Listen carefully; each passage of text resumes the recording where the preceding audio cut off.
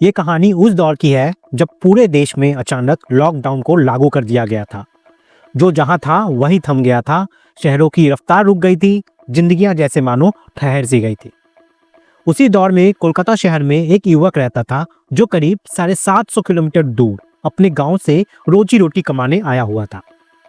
वो एक private company में क्वालिटी इंजीनियर के पद पर कायम था।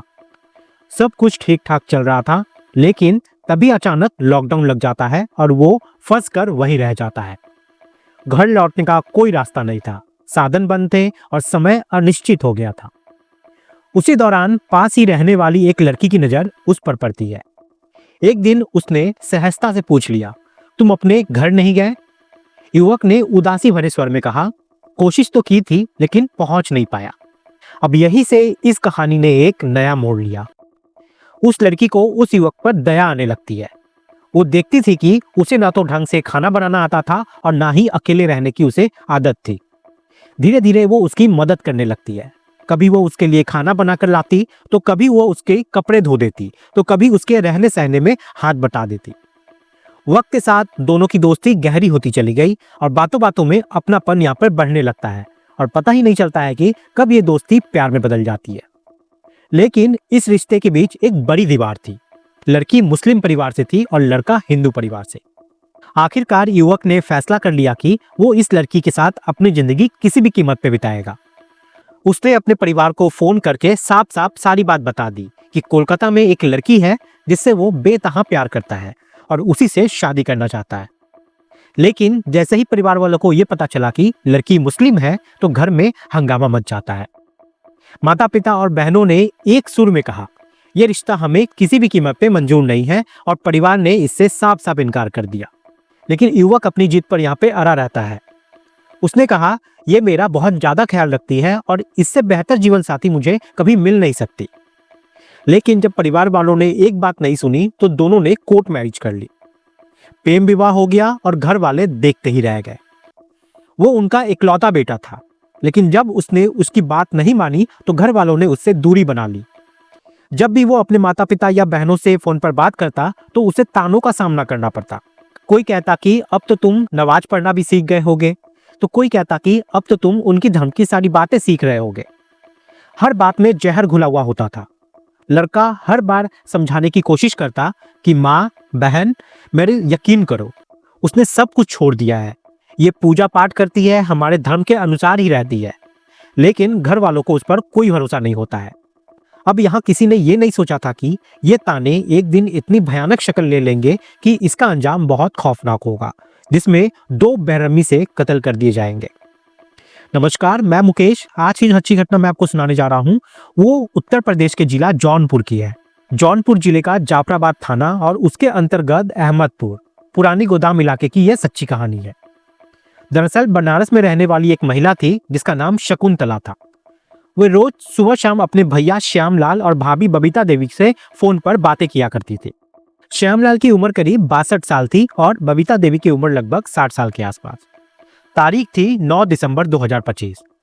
सुबह करीब 7 बजे शकुंतला ने अपने भाभी को फोन लगाया, लेकिन फोन स्विच ऑफ था। थोड़ी देर बाद फिर कोशिश की, लेकिन बात नहीं हो पाई। फिर उन्होंने अपने भैया श्यामलाल को फोन लगाया, लेकिन उनका नंबर भी बंद आ रहा था। अब शकुंतला घबरा जाती है और पूरे दिन उन्होंने कई बार कॉल किए, लेकिन संपर्क नहीं हो पाता है। शाम हो गई और उन्हें समझ नहीं आ रहा था कि आखिरकार माजरा क्या है। अगला दिन आता है 10 दिसंबर 2025। फिर कोशिश की गई, लेकिन फोन फिर से बंद आ रहा था। 11 दिसंबर को भी यही हाल रहता है। तब शकुंतला ने अपने सगे भतीजे अम्मेश कुमार उर्फ रिंकू को फोन किया और कहा, बेटा जरा अपनी मम्मी से बात करा दो, 3 दिन से उनका फोन बंद आ रहा है, मैं बहुत ज्यादा परेशान हूँ। रिंकू ने कहा, बुआ आप चिंता मत करो, मैं बात करवाता हूँ। लेकिन पूरा दिन बीत जाता है, कोई जवाब नहीं मिलता। 12 दिसंबर को रिंकू की बहन वंदना का फोन आता है। उसने कहा, भैया मम्मी पापा दोनों का फोन बंद है। तो रिंकू यहाँ पर बोलता है कि मैं खुद उन्हें ढूंढ रहा हूँ, अचानक पता नहीं कहाँ गायब हो गए हैं। अब यहाँ पे कुछ ही घंटों बाद रिंकू का भी फोन बंद हो जाता है। अब माता पिता के साथ साथ भाई का भी कोई अता पता नहीं था। वंदना घबरा जाती है और सीधा जाफराबाद थाने पहुंचती है।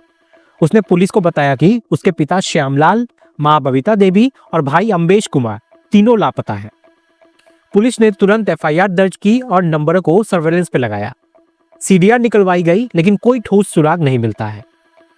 13, 14 और 15 दिसंबर बीत जाते हैं। 15 दिसंबर को अचानक रिंकू का फोन ऑन होता है।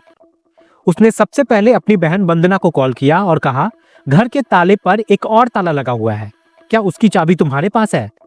बहन कहती है, चाबी मेरे पास है, तुम परेशान मत हो, मैं जल्दी से तुम्हारे पास चाबी भिजवाती हूँ। लेकिन इसी बीच पुलिस भी वहां पर मौके पर पहुंच जाती है। पुलिस आने के बाद इस रिंकू से पूछताछ करती है कि तुम्हारा नंबर 2-3 दिन से बंद आ रहा था, आखिरकार चक्कर क्या है, कहाँ थे तुम? फिर वो कहता है कि साहब, मैं बनारस के घाटों पर अपने माता पिता को तलाश कर रहा था। उनसे हल्का फुल्का मेरा झगड़ा हो गया था और वो अचानक घर से नाराज होकर चले गए थे। अब वो यहाँ पे कहीं मिल नहीं रहे हैं और इसलिए मैं बहुत ज्यादा परेशान हूँ। अब वो यहाँ पे जो जवाब दे रहा था, पुलिस उससे संतुष्ट नहीं होती है। पुलिस उससे सख्ती से जब पूछताछ करती है तब वो पूरी कहानी सामने रखता है, जिसे सुनकर सबकी रूह कांप जाती है। साल 2019 की बात है। उसने बीटेक की पढ़ाई पूरी कर ली थी और नौकरी की तलाश में जुट जाता है और लगभग 750 किलोमीटर दूर कोलकाता से उसके पास एक कॉल आती है कि क्वालिटी इंजीनियर की आपके लिए जॉब है, क्या आप करना चाहोगे? फिर वो जॉब करने के लिए कोलकाता चला जाता है। लेकिन जब इसी बीच में लॉकडाउन लग जाता है तब उसका घर वालों से कनेक्शन टूट जाता है।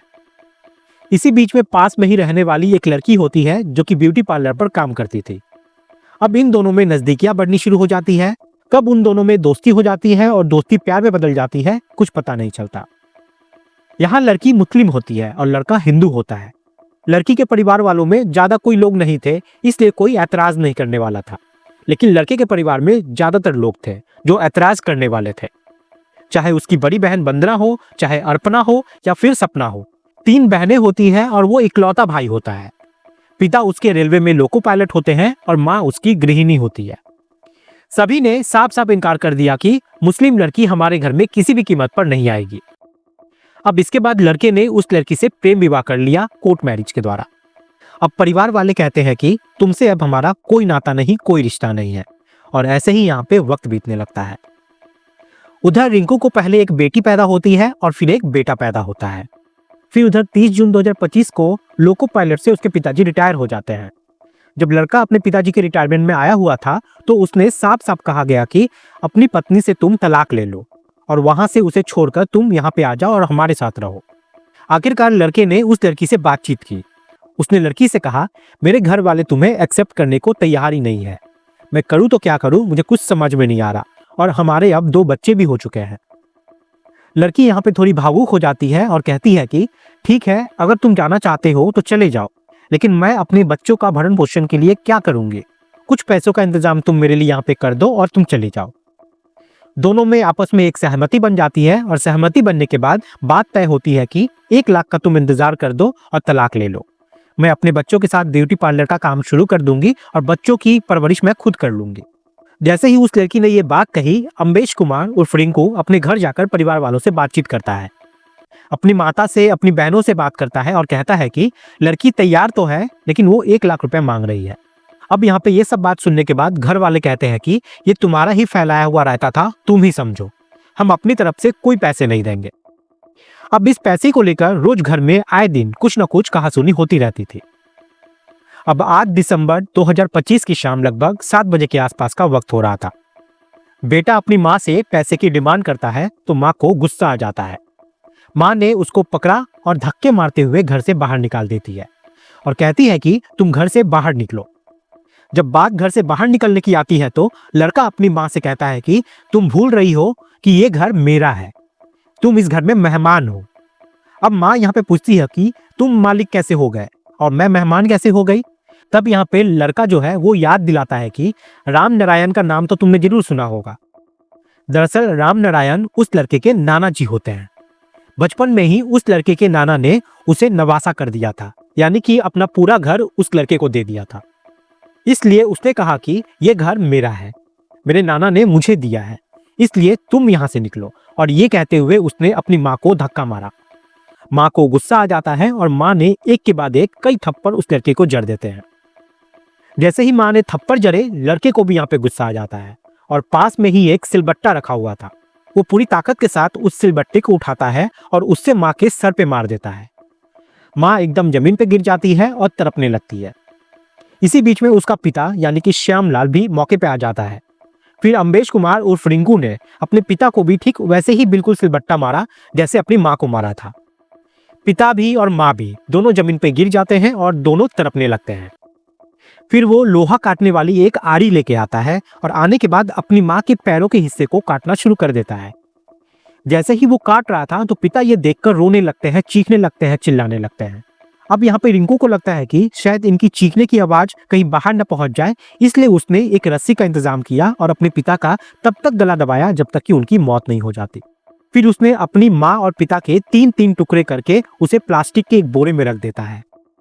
ऐसा करते करते कब सुबह के 4 बज जाते हैं उसको पता भी नहीं चलता।